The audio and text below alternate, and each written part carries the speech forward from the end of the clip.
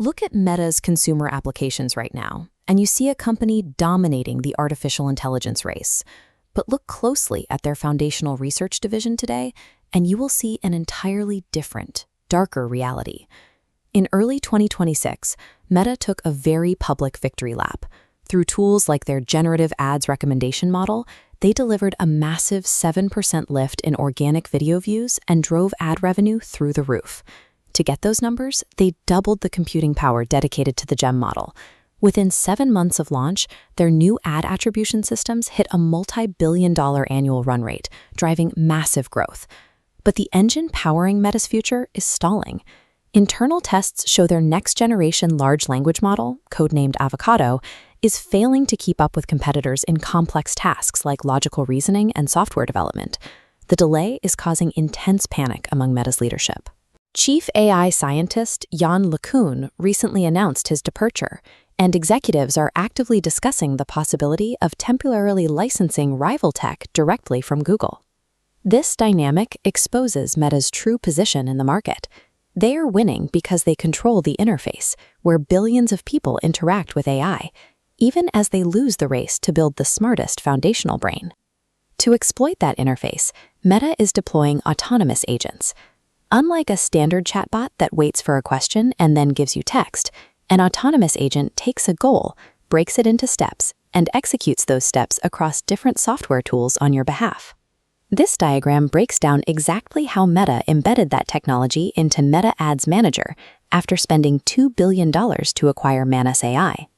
The agent observes the campaign data, decides how to interpret performance anomalies, and acts by generating a structured report for the advertiser. Meta completed this integration in just 7 weeks, moving from an acquisition agreement to a platform-wide rollout in less than 2 months, highlights the intense internal pressure to turn their massive computing investments into immediate revenue. The visual shifts here to show how Meta is scaling this approach with their new Muse Spark model. Through a feature called Contemplating Mode, multiple agents run simultaneously to solve complex, multi-step problems, like curating a localized diet plan for a user with high cholesterol or troubleshooting a broken home appliance. Because Meta owns WhatsApp, Facebook, and Instagram, they dictate exactly who gets to perform those actions.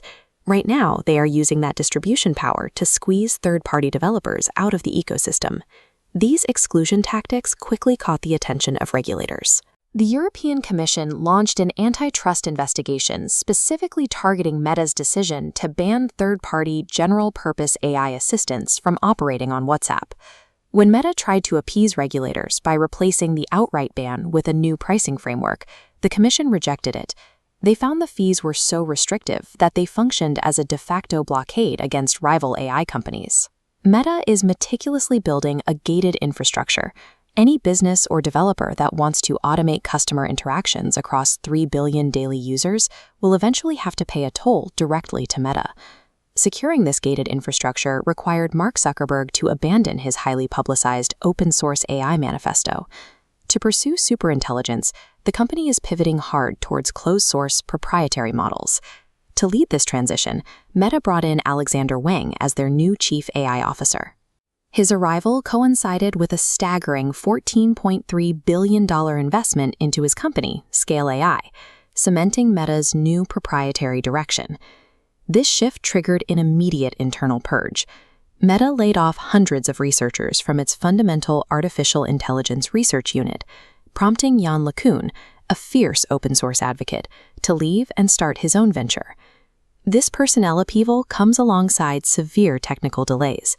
Meta is spending up to $135 billion this year, yet their Llama 4 behemoth model and the newer Avocado system remain trapped in the pipeline. Meta traded immense goodwill of the global developer community for total control over their next-generation models. It is a high-stakes gamble, resting entirely on a proprietary brain that cannot yet match the competition. The result is a freemium walled garden. Meta plans to keep older, weaker models open source to maintain a base level of developer engagement, while locking highly capable autonomous agents behind a strict commercial paywall.